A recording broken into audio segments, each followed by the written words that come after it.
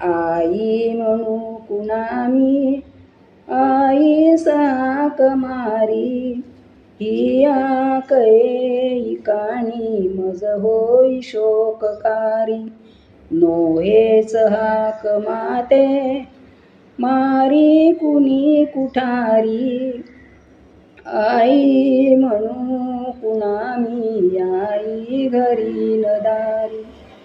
ही न्यूनता सुखाची चित्ता सदा विदारी. स्वामी तिनी जगाचा, आई विना भिकारी.